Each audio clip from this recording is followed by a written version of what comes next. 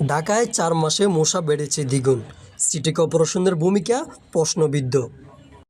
রাজধানী ঢাকায় চলতি বছরে মশার বিস্তার মারাত্মকভাবে বেড়েছে। সাম্প্রতিক এক গবেষণায় দেখা গেছে, গত বছরের তুলনায় এবছর মশার পরিমাণ বেড়েছে প্রায় 12 গুণ।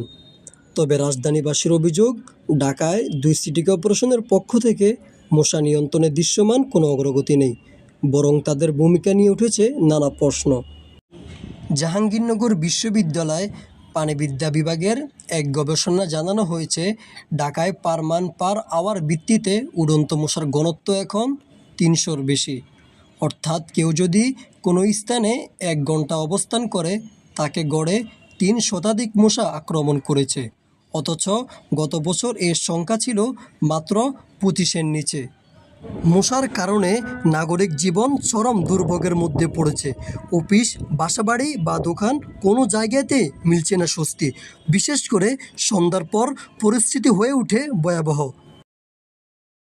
ঢাকা লালবাগ এলাকার একজন ধর্মীয় শিক্ষক বলেন, সন্ধ্যা নামার সঙ্গে সঙ্গে শুরু হয় মশার জ্বালাতন, যা চলে সারা রাত। কিন্তু সিটি কর্পোরেশনের পক্ষ থেকে তেমন কোনো উদ্যোগ আমরা দেখছি না। নাগরিকদের মধ্যে মশাবাহিত রোগ, বিশেষ করে ডেঙ্গুর হার দিন দিন বেড়েই চলছে। অপরদিকে দায়িত্বশীলদের পদক্ষেপ নেওয়ার আহ্বান জানিয়েছেন ভুক্তভোগীরা।